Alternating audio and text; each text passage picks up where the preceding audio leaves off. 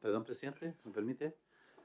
¿Me permite? Sí, por supuesto. Que siendo esta, además, presidente, su última labor legislativa en el Senado, en esta comisión, además, queremos hacerle partícipe todos los miembros de esta comisión, de un gesto que queremos se lo lleve al ministerio y recuerde permanentemente lo que esto ha significado este trabajo. Así que invitamos a los miembros de la comisión, por favor.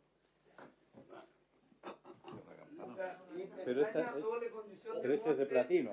Este es de platino. Y alguien está jugando a ganador doble. ¿Quién?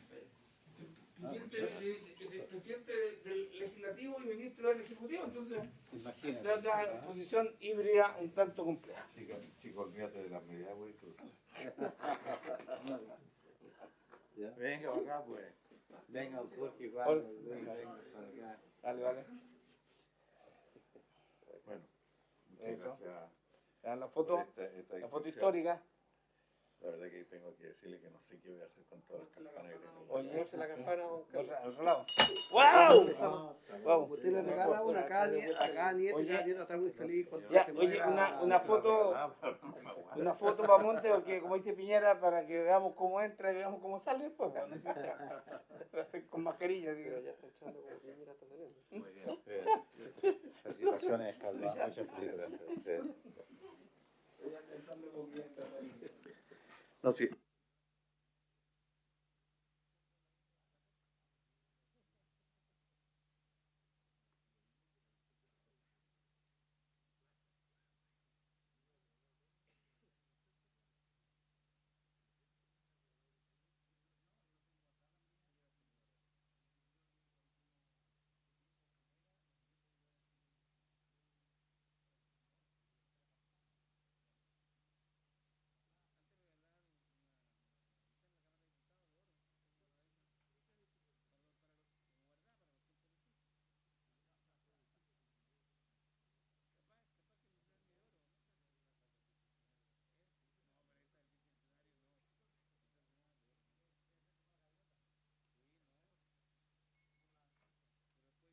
En nombre de Dios y la patria se abre la sesión.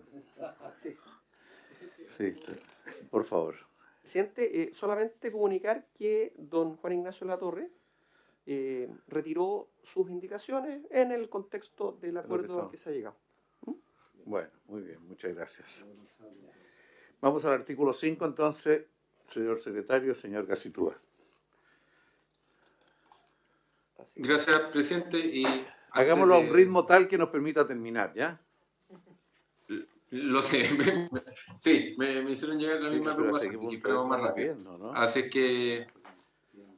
Nada, mientras comparto pantalla... Sí, queda menos cosas que lo que queda es bastante menos complejo que, creo yo, que lo de la mañana. Me sumo a sus felicitaciones, ministro, presidente, y le deseo una muy bonita gestión acá como ministro de esta linda cartera. No, así sí se fue. Se decidió ir, se renunció. Pero nos seguiremos viendo, presidente, sí. De todas maneras. Sí, seguro. Pero no, pasemos a lo que nos convoca. A ver, vamos a pasar al artículo 5. En los artículos que ya revisamos antes y en estos que vienen también quisiera hacer presente que hay mucha mención a órganos públicos, a la Dirección de Obras, a la Ceremi, aquí a los órganos de la Administración del Estado, todos con funciones que ya tienen en la ley vigente o que tienen por la Ley Orgánica de Municipalidades o por la Ley Orgánica del Ministerio, la Ley 16.391. No son mayores innovaciones ni nuevas funciones, sino que son más bien precisiones de funciones que ya tienen o asimilaciones a funciones que tienen en el régimen general y que en una ley excepcional aquí se les está simplemente diciendo que pueden hacer lo mismo, otorgar recepciones parciales, modificar los proyectos, etc. Dicho eso, en el artículo 5, aquí ya pasamos a un tema que tiene que ver con lo que dijo el senador Navarro de la posibilidad de financiar obras públicas, ¿ya? Para hacer esto. Y uno de los problemas era si se pueden ejecutar obras públicas en terrenos privados. Entonces, aquí se resuelve eso, ¿ya? Como consecuencia de la recepción provisoria, los interesados pueden postular a diversas fuentes de financiamiento. Respecto a las calles y pasajes interiores, los interesados podrán postular al financiamiento público y los órganos podrán autorizar dicho financiamiento y ejecutar tales obras, y aquí lo importante, aun cuando las correspondientes superficies no correspondan a bienes fiscales o municipales ni tengan aún la calidad de bienes nacionales de uso público. Es una excepción, es un órgano público ejecutando una obra en un terreno privado, porque después va a pasar a ser público cuando se reciban las obras. Y también se entienden constituidas las servidumbres necesarias para asegurar el acceso a la empresa de servicio para la instalación de las redes. Esta redacción se le dio bastante vuelta para que se solucionaran problemas que había al respecto de que no se podían ejecutar las obras porque se decía que no había autorización al respecto, etc. Eso se resuelve en el quinto. Acá se hacen algunos ajustes de redacción, pasar a plurales algunas cosas, proyecto técnico aprobado por la empresa de servicios básicos respectiva, porque hablaba solamente de la sanitaria y hay otros servicios básicos. Lo mismo más abajo, servicios básicos, antes decía empresa sanitaria, y lo mismo acá, empresa de servicios básicos. Y por último, como inciso final del quinto, se agrega una mención a aquellas obras que sea necesario ejecutar, no en el asentamiento propiamente tal, sino que, por ejemplo, en caminos que conecten con ese asentamiento, ¿ya? Entonces, que el Ministerio de Obras Públicas, conforme a lo establecido en la Ley de Caminos, básicamente, la municipalidad podrá autorizar la ejecución de obras de urbanización y la instalación o extensión de redes de servicios básicos en las vías exteriores a este asentamiento, que sirven de acceso al asentamiento y que corresponden a caminos que conforme a la referida normativa se presumen públicos por estar o haber estado en uso público. Esta facultad ya la tienen los municipios en ese artículo, y aquí se menciona que también la tienen para estos asentamientos irregulares. Eso con el artículo quinto, presidente.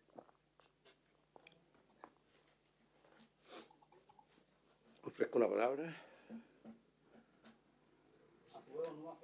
Continúo entonces con el sexto.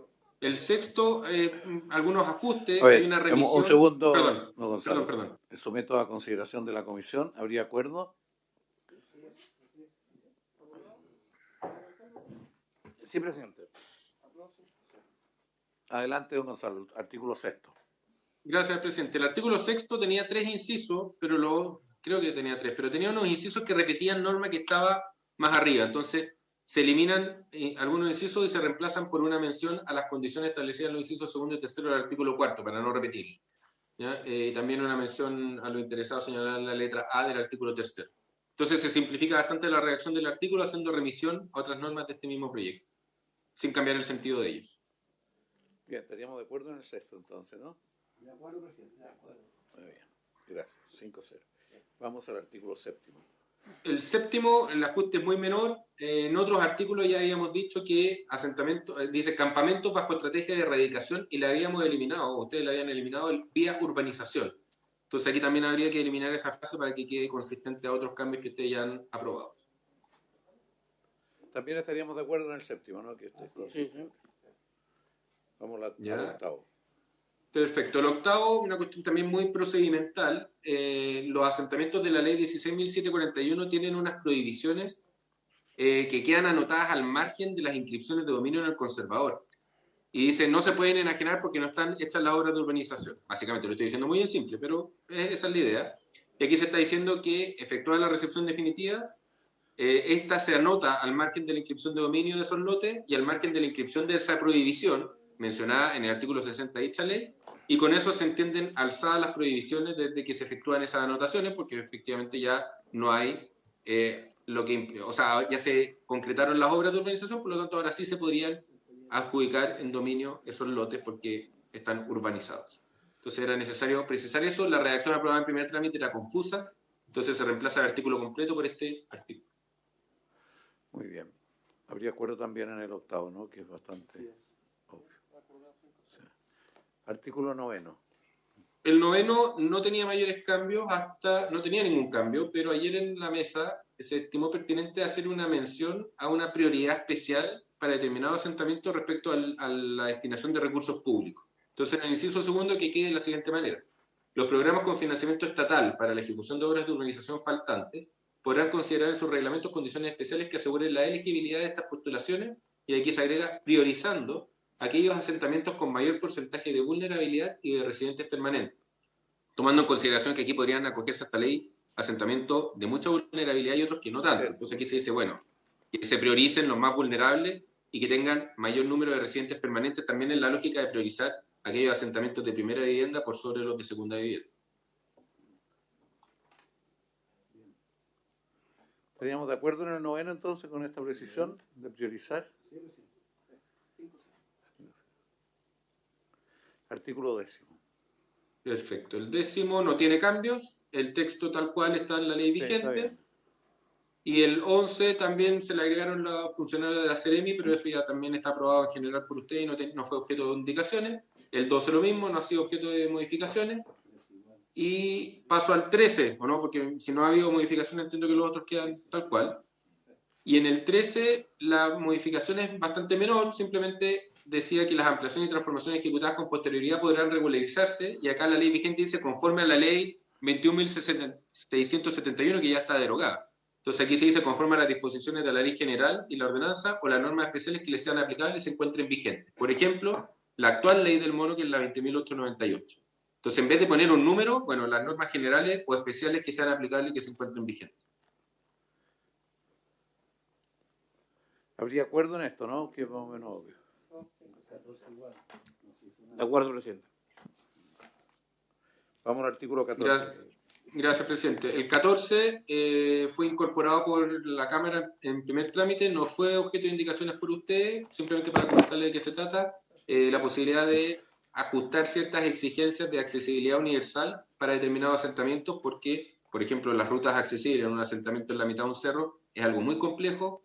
Entonces, en los casos que no exista una alternativa viable, se eximirá a la municipalidad de los servicios de vivienda y urbanización del cumplimiento total o parcial de dicha exigencia, siempre que se presenten antecedentes fundados del caso y que con posterioridad a la recepción provisoria se desarrollen los estudios de especialidades e ingeniería de detalle respectivos. O sea, que puede haber cierta flexibilidad ahí, porque si no, el asentamiento sería irregularizable si se le exigiera al pie de la letra todas las exigencias en esta materia. Estaríamos de acuerdo en artículo esto, no tiene mayores cambios. Eso no propone nada.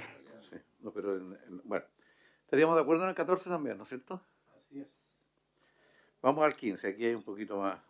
El 15 me gustaría leerlo, presidente, porque este es un tema que ustedes pidieron especialmente, que hubiera una norma más específica, la venta de derechos, impedir que los conservadores sigan inscribiendo derechos y generando loteos brujos de esta manera. Entonces, voy a leer la norma. Esto se conversó bastante con los asesores, se vieron documentos que habían generado la misma asociación de conservadores, etc. Entonces lo voy a leer. Dice: los conservadores de bienes raíces, atendidas las prohibiciones establecidas en los artículos 55 y 136 de la Ley General de Urbanismo y Construcciones, deberán denegar la inscripción de aquellos títulos que directa o indirectamente pudieran implicar la formación de una nueva población, barrio, loteo o subdivisión de un predio, sin que conste el cumplimiento de los requisitos, exigencias y o excepciones contempladas en los referidos artículos. Las prohibiciones ya están en la ley y aquí se le está diciendo a los conservadores haga valer las exigencias que están en esos artículos. Para que el conservador de bienes raíces rechace la inscripción, bastará que detecte en el título algún indicio de que el acto o contrato que se solicita inscribir tiene como finalidad última o inmediata la formación de una nueva población, barrio, loteo o subdivisión mediante la transferencia parcial del dominio sobre un predio no urbanizado y o la conformación de una comunidad sobre el mismo, aplicando su respecto a la presunción establecida en el inciso segundo del referido artículo 136, conforme a la cual se presume que dicho acto tiene por objeto la subdivisión del terreno sin la necesaria urbanización. E incluso se agrega un inciso dando cuáles podrían ser estos indicios. Tales indicios, y que algunos son derechamente incumplimiento de normas, tales indicios podrán corresponder a, número 1, la ausencia de las autorizaciones especiales contempladas en el artículo 55 de la referida ley, porque ya hemos hablado de autorización de agricultura y de vivienda. 2, la ausencia del certificado del director de obras municipales que acredite que el predio está debidamente urbanizado o que su urbanización ha sido garantizada en la forma prescrita en el artículo 129 de la misma ley, exigencia que ya está en la ley hace muchísimos años y que debiera el conservador entonces verificar que se esté cumpliendo también. 3, la existencia de diversas transferencias parciales de derechos sobre un mismo terreno. Eso ya hay un indicio de que puede haber un loteo brujo irregular. 4, la mención a una determinada superficie o ubicación específica al interior del mismo, distintas a la superficie total del predio sobre el que recae la inscripción en sus deslindes. Que son distintos ejemplos. 5, la alusión a radicaciones o futuras adjudicaciones, o sea que el 10% de los derechos que estoy comprando corresponden al polígono A, B, C, D con tales deslindes. Eso suena a loteo brujo. 6, la existencia de algún plano o listado de sitios o lotes, y después una norma general, entre otras circunstancias o antecedentes que el conservador aprecie al calificar el título. Los conservadores tienen que analizar los títulos antes de inscribirlos y tienen que hacer esta revisión antes de inscribir una transferencia de derechos. Lo señalado en los incisos presentes es sin perjuicio de la posibilidad que el interesado desvirtúe dicha presunción legal, insertando en el título las autorizaciones o certificados faltantes, o bien acreditando ante el conservador de bienes raíces que la inscripción de derechos sobre un inmueble o la inscripción de acciones en una comunidad o sociedad no implicaría la subdivisión de un terreno sin la necesaria urbanización, sino que tendría su origen en supuestos admitidos por la ley, tales como una partición hereditaria o la liquidación de una sociedad conyugal, entre otros. O sea, se pueden rechazar ciertas inscripciones, pero también hay otras que perfectamente el titular podría decir, no, esto está admitido por la ley, yo estoy haciendo simplemente la partición de un fondo entre los herederos, y eso sí es correcto que se asignen derechos a cada uno de los herederos en un fondo sin que se esté subdividiendo, simplemente la partición hereditaria, lo mismo con la liquidación de la sociedad conyugal. Esos son los ejemplos que se ponen ahí, entre otros. Podrían haber otros supuestos en el que se le acredite al conservador que no hay una intención de subdividir el predio, sino que simplemente hay un supuesto admitido por la ley en el que se genera una comunidad, básicamente, en el que hay varios propietarios con distinto porcentaje de derechos sobre un predio. Eso, presidente, con el 15. Gracias, don Gonzalo. Ofrezco la palabra sobre esto porque hay que quizás hacer ciertas aclaraciones. Yo quiero hacer una consulta, Gonzalo, porque una cosa es que la inscripción de derechos o acciones sea con un efecto en la subdivisión, o sea, a partir de una subdivisión, y otra cosa distinta es el caso del Quisco o el Tao. En Quisco y el Tao la gente compró derechos, le vendieron derechos, y necesito que estaba claramente delimitado, la subdivisión ya estaba previamente hecha. ¿Por qué se pone esta condición de que esté ligado a una determinada subdivisión? Porque lo que queremos es que desincentivar el tráfico o la compra y venta de derechos y de acciones, en este caso, para estos objetos. ¿De qué manera estamos resolviendo esto? Yo pido en esto claridad, porque al final, tal como está aquí, entiendo que esto se va a aplicar solamente en una de las condiciones, pero en las otras no vamos a desanimar a los que inscriben derechos o venden derechos, porque aquí no está referido a los vendedores de derechos tampoco. A ver, presidente, el punto es que, por ejemplo, si hay un terreno X inscrito con unos determinados del Linde que dan una superficie total, voy a inventar, de 20.000 metros cuadrados. Y eso es lo que tiene el conservador inscrito. La inscripción que le está viendo como inscripción original es la de un sitio que tiene 20.000 metros cuadrados. Y llega alguien a inscribir derechos por el 10% de esos 20.000 metros cuadrados, y en alguna parte del título dice, bueno, y este 10% corresponde a estos 2.000 metros cuadrados, ubicados en este polígono. Eso es una subdivisión encubierta, porque me están diciendo que mi 10% está radicado en un determinado lugar dentro de un gran terreno que no está subdividido legalmente. ¿Y por qué no está subdividido legalmente? Porque probablemente no se puede subdividir en esa cantidad de superficie porque el plan regulador no permite subdivisiones de ese tamaño, o porque está en el área rural y no ha cumplido con el artículo 55, o por distintos motivos en el cual lo que se está haciendo es vender derechos en una cuestión grande, en un sitio de 20.000 metros cuadrados sin la necesaria subdivisión con urbanización. Entonces, ahí está, ese es un indicio, el indicio de estar comprando, por ejemplo, 2.000 metros cuadrados que no tienen una correlación jurídica, ¿no? Esos 2.000 metros no están en un plano que tenga validez legal porque no ha pasado por el director de obras municipales, no ha pasado por las autoridades de agricultura y de vivienda. Entonces ahí están estos indicios de la mención a una determinada superficie, ubicación específica al interior del mismo distinto a la superficie total, la alusión a erradicación de futuras adjudicaciones, plano o listado de sitios o lotes, todo esto sin su correlato jurídico. O sea, si es que está todo eso autorizado por una resolución del director de obra, perfecto. Pero si es en el marco de una conversación entre vendedor y comprador, que yo a futuro te voy a adjudicar este 10% y se va a radicar en este polígono, usted me dice, bueno, hay asentamientos que ya se formaron así, bueno, precisamente porque no se controló con una norma como esta. La idea es ponerle freno a que la gente, quizás esos títulos, estoy hablando, especulando, no sé si dirán eso o no, pero si es que dicen ese tipo se están redactados en esos términos, pareciera, están como cubiertos de la supuesta legalidad, pero a la larga se le está haciendo creer a las personas que están comprando un sitio en circunstancias que lo que están haciendo es formando parte de una comunidad, y que en verdad su 10% en ningún momento jurídicamente está radicado en ese polígono que ellos creen, sino que en verdad ellos son dueños del 10% de un terreno que tiene 20.000 metros cuadrados. Bueno, con las complejidades que eso tiene. gracias, pero usted está planteando una situación que efectivamente es una posibilidad, pero pueden darse otras posibilidades que la venta de derechos está vendiendo algo que no está claramente establecido que tiene un determinado límite, porque no está legalmente inscrito con esos límites. Son derechos o acciones dentro de un predio grande. Entonces, no es lo mismo cuando recién está partiendo que cuando ya está, y vuelvo al caso del Tabo y el Quisco. En el Tabo y el Quisco los loteos ya existen, están, o sea, no sé, Janet, si usted nos pudiera también dar una opinión al respecto de esto, porque creo que aquí nosotros queríamos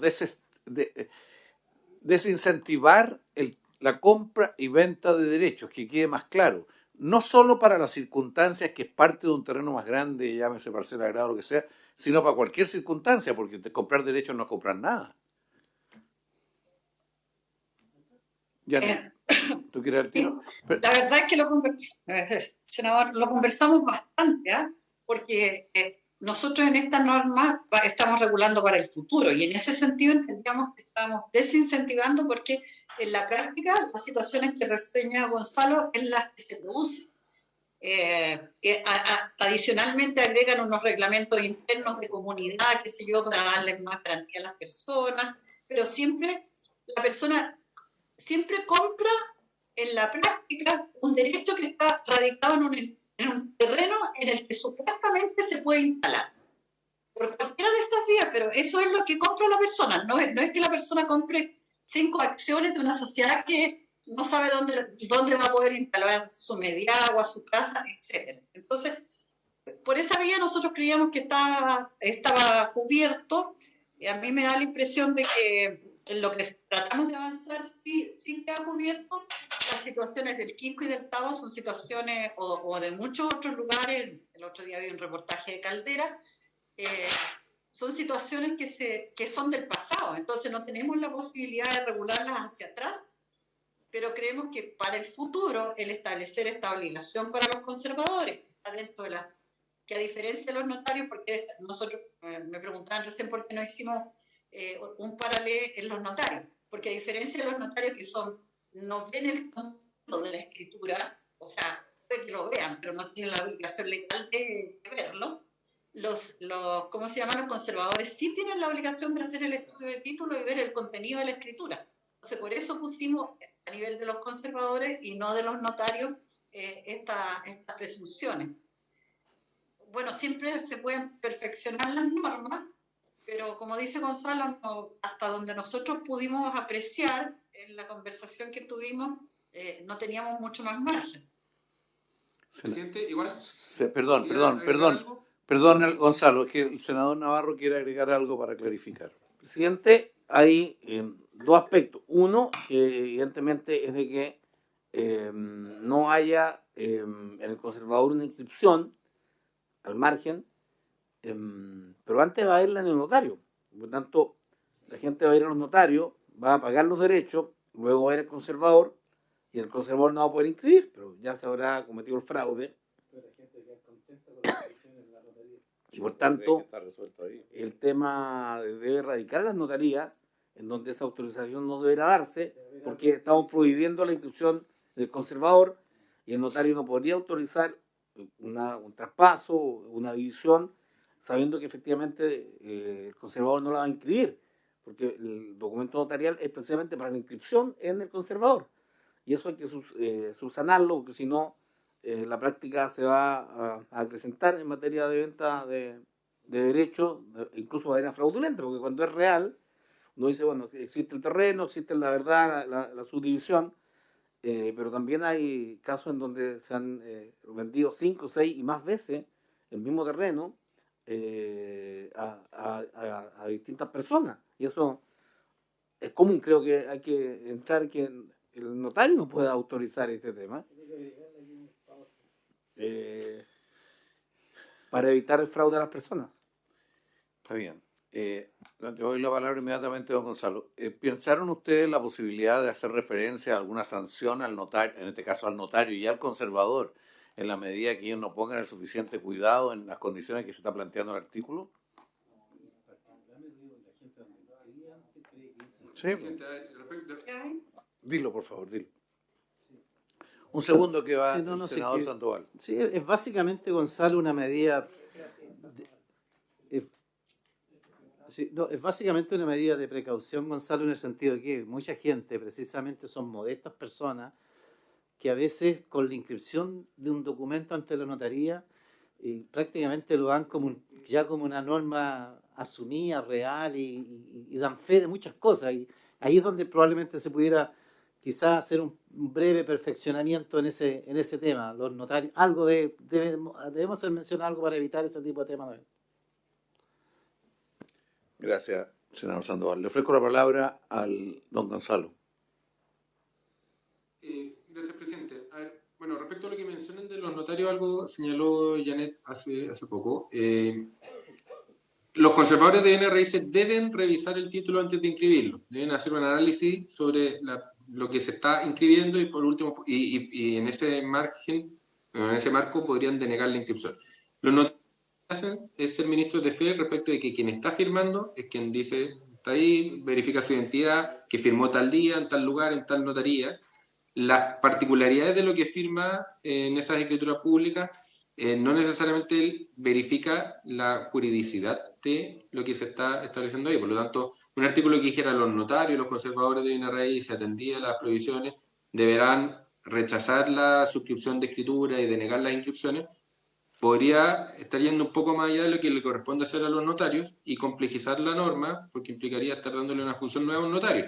Los conservadores sí deben revisar el título, los notarios dan fe de otras cosas. No sé si hay más que era complementar, Janet, Jorge, no sé, pero ese es el punto que se tuvo a la vista. ¿Ya? Gracias.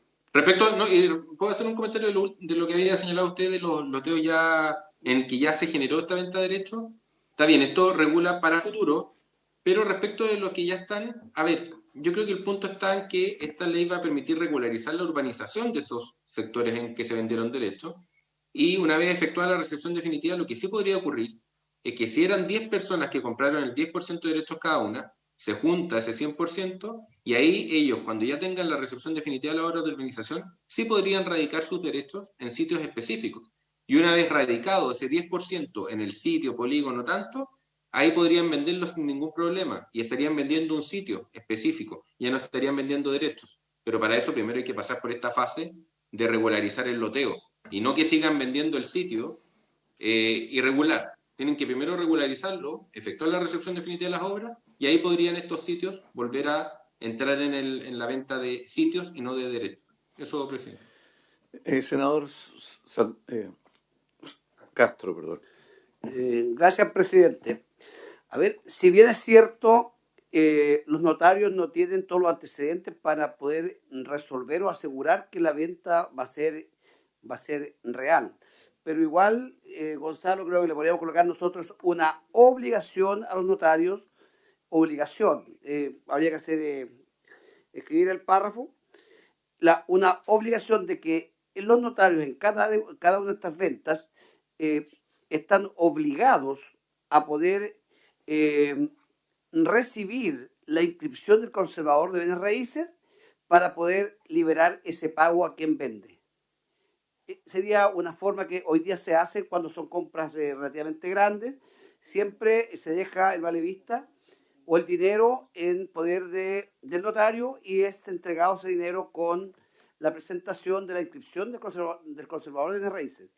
Pero como aquí se habla de derechos, creo que los notarios perfectamente nosotros podríamos colocarle esa obligación y de esa forma el vendedor no va a recibir su dinero mientras no llegue con la inscripción de ese derecho. Si el conservador no se lo inscribe, obviamente que ese vendedor nunca va a recibir el dinero y ahí podemos parar estas ventas fraudulentas, considerando de que al señor notario le colocaríamos esa obligación.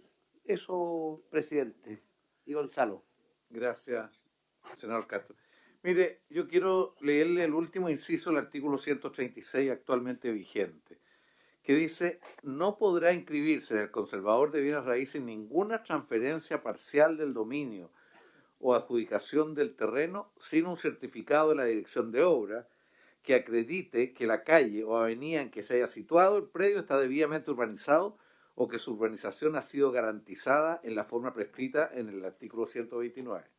Y después, en el artículo 137, también el último inciso dice: los notarios no autorizarán las escrituras, ni los conservadores de bienes raíces inscribirán las transferencias y adjudicaciones que no cumplan con los requisitos señalados en el inciso precedente, para cuyo deberán exigir el correspondiente certificado del secretario regional ministerial o del director de obras municipales, que se insertará en la escritura respectiva. ¿Cómo juega lo que ustedes están planteando respecto a estos dos incisos? Porque de alguna forma estos incisos son más categóricos, ¿eh? Ambos. Uno para los notarios y otro para los conservadores. O sea, lo voy a decir de otra manera. Yo siento que el artículo no marca, no genera una actitud distinta al que va a comprar. O sea, que esto supone un artículo que repite otras cosas para que el que compre... Sí. ¿Sí? Presidente, Sí, aun cuando... El senador... el senador Navarro y después Janet y después don Gonzalo. La experiencia respecto de procedimientos judiciales que me ha tocado conocer es que incluso habiendo una anotación al margen en el conservador respecto a la existencia de un contrato de compraventa suscrito por una persona, no se notifica, nadie notifica al comprador de que la otra persona ha incumplido, y se han llegado a rematar terrenos por parte de bancos y de entidades financieras por el no pago, por el incumplimiento del vendedor. Es decir, tenemos un lío con las inscripciones al margen del conservador respecto del manejo que se puede hacer. Es decir, hay una persona que había vendido una casa,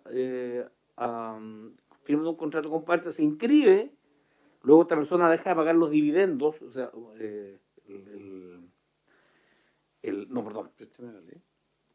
el comprador paga todos los dividendos, 82 dividendos, pero el vendedor adquiere una deuda también con la entidad financiera distinta y no la paga, 1 millón de pesos, y al final termina con el remate de la casa, habiéndose cancelado completamente la misma, porque no se había hecho la transferencia, y la inclusión al margen del conservador de que hay un contrato de compra-venta no fue suficiente para que la entidad financiera pudiera advertir al comprador propietario de la casa de que el anterior tenía una deuda, pero como no estaba hecho el traspaso, le remataron la casa. ¿Usted sabe lo que pasa? La casa vale 40, 50, la rematan en 10. ¿Ah? Entonces, creo que la inscripción, el mecanismo de cómo operar el conservador y qué validez tiene las anotaciones al margen, es un poco la clave. No sé si Gonzalo o Janet nos pudieran señalar. Que lo que uno deberá establecer de que no puede haber una acción notarial si es que efectivamente no hay una inscripción debida. Y los conservadores deberían certificar que la inscripción que está haciendo es real, no los notarios. Porque ahí es donde ocurre la inscripción sobre el terreno y que tiene además la validez jurídica. Eso es, presidente. Oye, mira, yo no sé qué vamos a hacer con esto, porque estamos terminando, pero estamos terminando con una situación que yo siento que al menos como está redactada, genera menos actitudes, menos claras actitudes respecto a la ley general de urbanismo y construcciones. Me refiero al 136, 138, último inciso, y los posteriores. Aquí, por ejemplo,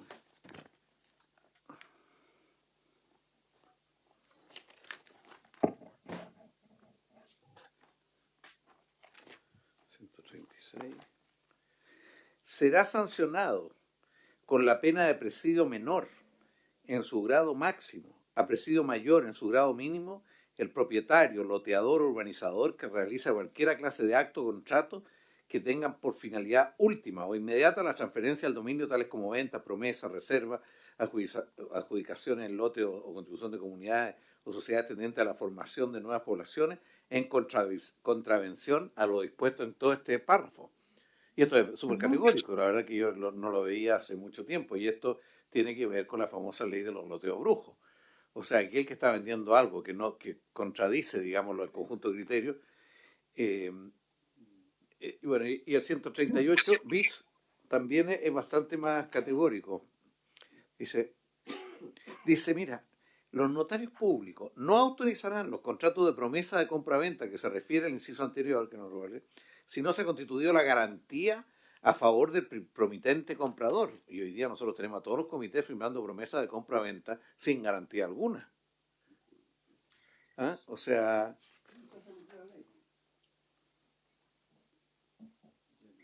Senador. Sí, Janet. Ya. Yo creo que la verdad es que estamos viendo temas que son distintos. Nosotros nunca hemos entendido que no vayan a ser aplicables los artículos 136, 137, 138 en estas circunstancias, porque el 138, incluso la diputada que expuso la semana pasada, señalaba que esta acción por los loteos irregulares que salen en el 138 se puede ejercer. De hecho, hay gente que ha ejercido esas querellas correspondientes. El propio Consejo de Defensa del Estado estaba en esa misma línea y eso siempre se puede hacer. Ahora, respecto del último tema que usted mencionaba, que el 138 bis, yo creo que es una figura súper distinta. El 138 bis no está referido a la venta de terrenos propiamente tal, sino que es lo que reguló la venta en verde. Cuando yo voy a empezar a hacer un proyecto de edificio y le digo a la persona, aquí tengo este permiso de edificación y voy a construir esto y a usted le va a corresponder el departamento tanto. Entonces, en ese caso, en la perspectiva de que no se pudiera terminar de ejecutar esa obra, se previó que se estableciera una garantía por la promesa de compraventa y una figura muy específica que se estableció en la ley. Lo otro,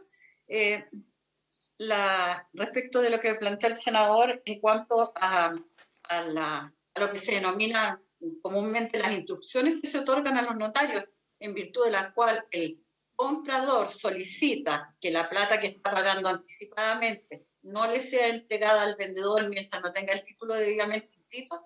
La verdad es que eso no está regulado en la Ley General de Urbanismo y Construcciones ni en general en la ley urbana, sino que es una norma de derecho común, se refiere al contrato de compraventa regulado por el registro civil, y ahí priman los principios de autonomía de la voluntad y libertad contractual. Entonces yo creo que es un poco complejo que por esta vía nosotros obliguemos a los notarios a hacer algo que las personas que son los contratantes no lo están solicitando. O sea, yo de verdad siento mucho, yo les conté que mi primer trabajo después de los 90 fue en bienes nacionales. Entiendo perfectamente el terrible drama que es para la gente tratar de regularizar no solo son loteos, sino que su dominio, especialmente las personas más humildes. Ahora yo les puedo asegurar que esto no solo pasa con personas humildes, sino que he conocido jefes de servicio que han caído en la trampa de la compra de estos terrenos, porque no se han asesorado adecuadamente. Pero no se me ocurre que por esta vía pudiéramos nosotros instruir a los notarios para que retengan la plata de contratantes que no son ellos. Y lo que se me ocurre es que a lo mejor sí pudiéramos decir que cuando se hace la mención en el artículo 15 al principio, que los conservadores de bienes raíces atendían las prohibiciones establecidas en el 55, 136, 137, agregar el 137 y después poner que respecto de los notarios, una frase al final, en las mismas circunstancias tendrán prohibido autorizar las escrituras, podría ser una salida, de tal manera que quede todo cubierto. Sí. O sea, usted lo que está proponiendo es poner otro inciso o agregar un artículo. No, que hace... ahí.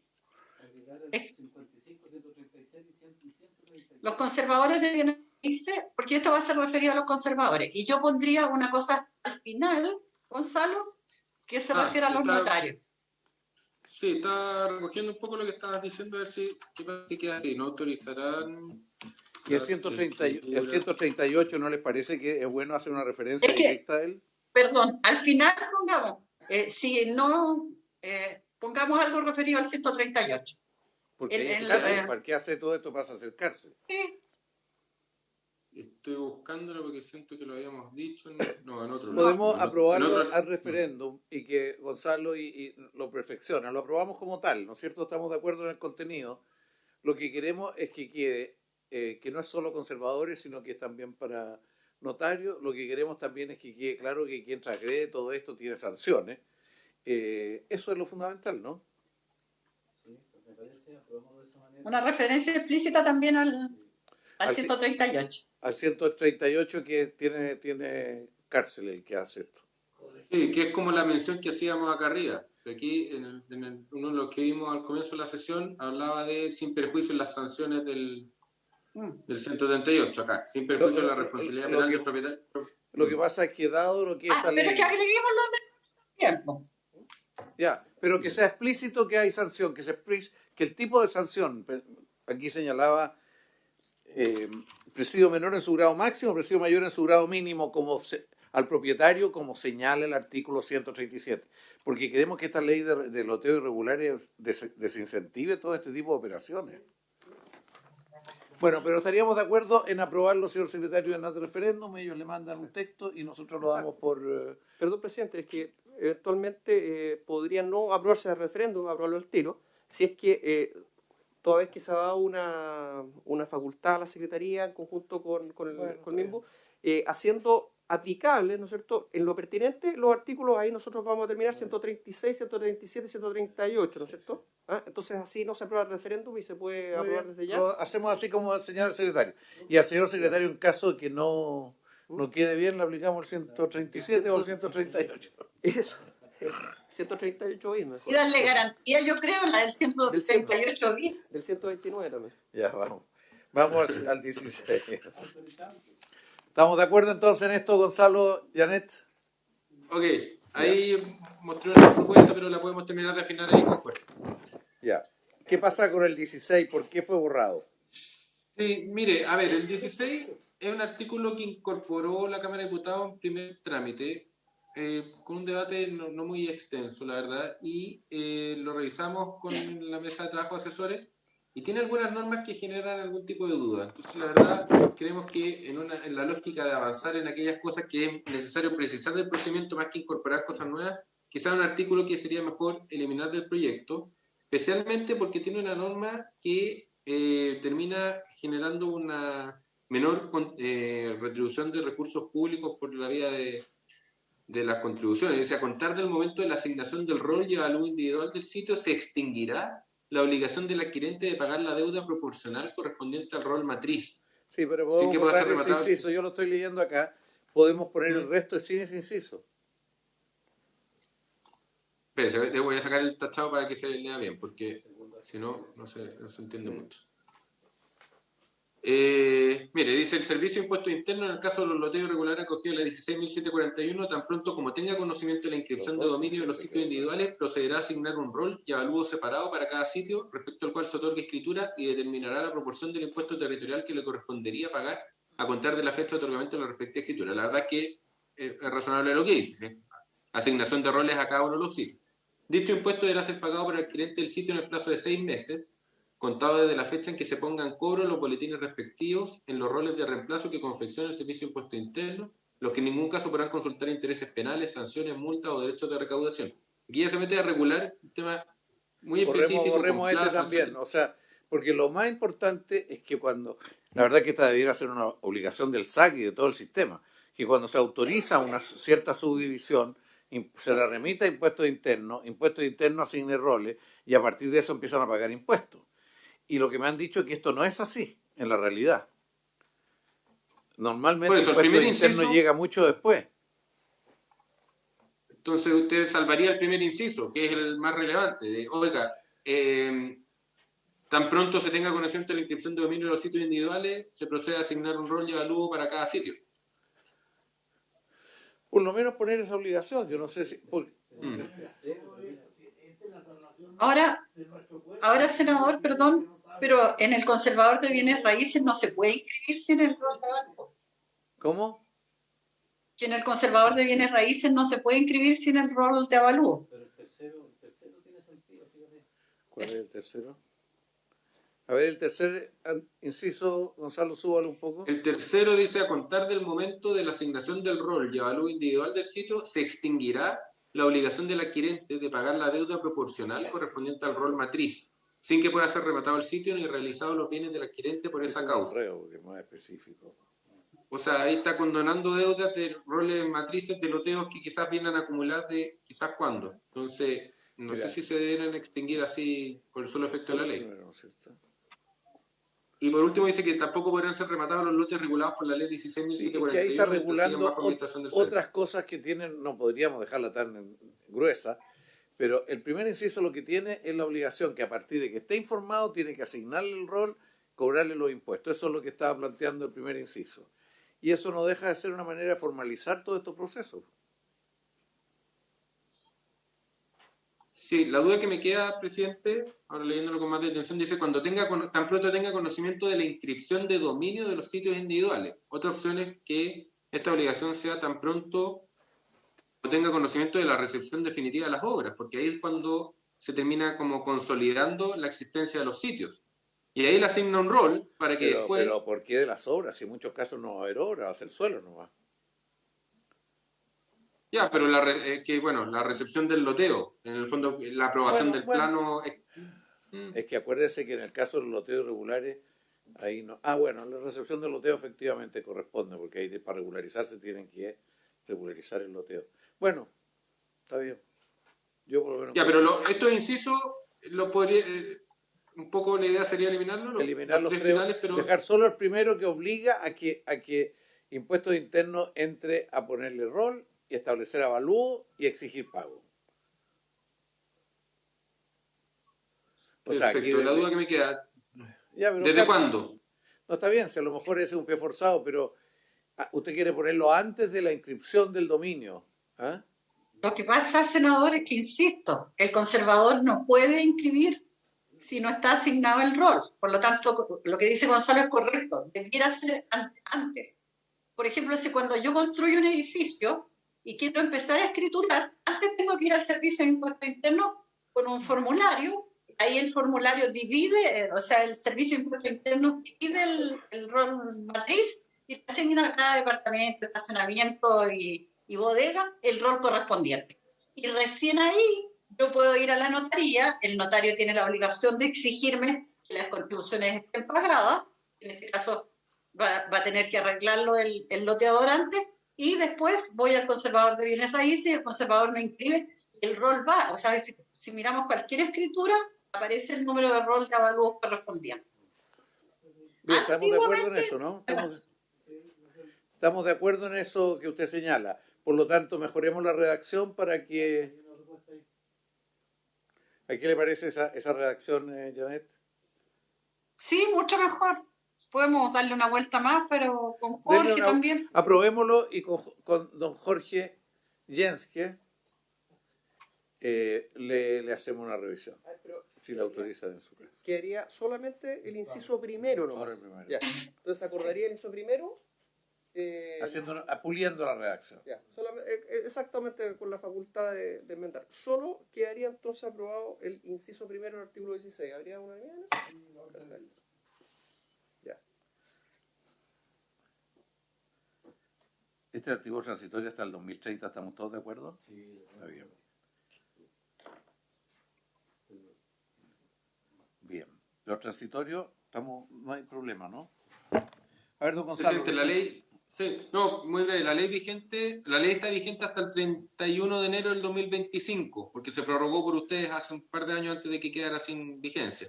Aquí se propuso por la Cámara 31 de diciembre de 2030, pero sí que quede que el artículo 15, el que hablábamos de los conservadores, es permanente, porque no puede ser que después del 2030 estén inscribiendo derechos sin urbanización. Está bien. Eso sí. Y después las transitorias del proyecto de ley, los que están en trámite de regularización se pueden acoger a todo lo favorable de esta ley, que es bastante razonable, que puedan aprovechar la bondad de la nueva ley los que están en trámite. Después, los que tengan certificado de recepción definitiva otorgado con anterioridad, que puedan acogerse a lo que dice el inciso séptimo, que es el de este plano nuevo, autorizado por la Seremi, ¿ya? Con el objeto de obtener la autorización de un nuevo plano que permita delimitar con claridad el espacio correspondiente al dominio nacional de uso público y el espacio correspondiente a los lotes que contempla el asentamiento. Y si el nuevo plano implica la modificación del linde, también se requiere acompañar la autorización por escrito de los propietarios de dichos lotes. Esto es lo mismo que dice el inciso séptimo, pero para asentamientos que ya se habían acogido. Y el tercero tiene que ver con la vigencia, derogar la ley que prorrogó por 5 años a contar del 31 de enero de 2020. Hay que derogarla para que quede finalmente como única fecha el 31 de diciembre de 2030. Eso, presidente. Bueno, Fecha que es para ingresar la carpeta. muy bien. Presidente, perdón, entonces, para corroborarlo, el artículo transitorio, Se aprueba. el inciso segundo se aprobó 5-0, el que se propone. Muy bien. Y los transitorios Y están los aprobados. transitorios, claro. Bien, ¿quedaría aprobado entonces este proyecto de ley? Perdón, presidente, solo recordar que hay normas de quórum orgánico que se aprobaron en la Cámara, que también habrá que aprobar acá y ver si eventualmente alguna de estas modificaciones cae en el mismo. Pero eso es un tema para la sala, ¿no? ¿Ah? ¿Esto estaría listo el informe para mañana? Sí. No. Oye, no, presidente. Yo me doy presidente, cuenta es que no se posible. puede. Hay que ver en la Cámara para que, una vez que se apruebe acá, o sea, definan ellos. Sí, yo le pongo urgencia, pero bueno, está bien, muy bien.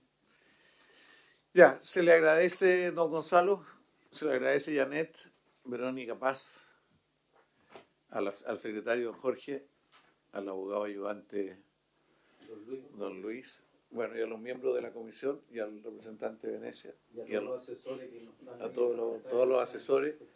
La verdad que este proyecto tenemos claro que vamos a seguir con él, el tema en otro proyecto que va a tener que ver con el artículo, con el 3516, el decreto 3516 parcela de grado, porque hay 17 proyectos en el Parlamento. No sé si será posible tener copia de los 17 proyectos. ¿Ustedes lo tienen acá en la comisión? Pues, es que a mí me gustaría, o sea, un correo nomás para... ¿Usted los tiene? Sí, yo se los envío.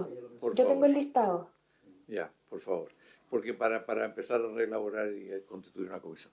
Bien, le agradezco a la comisión el trabajo que hemos tenido en este tiempo y espero que sigan muy arduamente en el trabajo. El país requiere superar los problemas de falta de vivienda, superar los problemas de descontrol que están en la ciudad para ser mejores ciudades. Muchísimas gracias a todos. Si alguien más no quiere decir algo. Presidente, sí, por favor. Es que yo también quisiera despedirme y agradecerle a toda la comisión en nombre del Ministerio y mío propio también por todo el trabajo. Han sido años de intenso debate con leyes que hemos podido sacar en estos últimos tiempos que creo que van a ser muy relevantes: la ley de copropiedad, la de integración social, gestión de suelo y plan de emergencia habitacional, y esta de loteos irregulares. Creo que son 3 muy buenas leyes, junto con otras que pasaron por esta comisión, quizás de menor entidad, pero todas muy relevantes para hacer de nuestras ciudades lugares más justos y más inclusivos. Así que agradecerle por todo y ojalá nos sigamos viendo a futuro en nuevos desafíos, en nuevos temas. Eso. Y en lo que se pueda, disponible para ayudar en lo que estimen pertinente. Eso, presidente. Muchas gracias. Muy bien. Acuérdese que no va a renunciar. Bueno, es que tiene que presentar su renuncia mañana.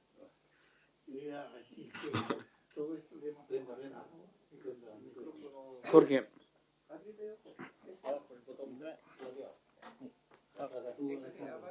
Que todo el material de ahora, que es fabuloso, se prepare para todos los alcaldes de Chile. Nunca saben esto los alcaldes. Yo lo he aprendido todo ahora y yo tengo unos 55 años de que empecé a ser alcalde. Yo partí a los 23 años. Para lo cual hay que aprobar la ley primero, porque tiene que pasar por el Senado, la sala, tiene que volver a ver si la Cámara lo acepta o lo manda bien. Esto mismo, pero hagamos la pelea. Muy bien. No, A usted le va a tocar encabezar esto en el Senado. Ahí yo voy a venir por el Ministerio. Okay. Bien, muchísimas gracias. Habiéndose cumplido el objeto, se levanta la sesión. Muchas gracias a todos. Muchas gracias. Recording stop.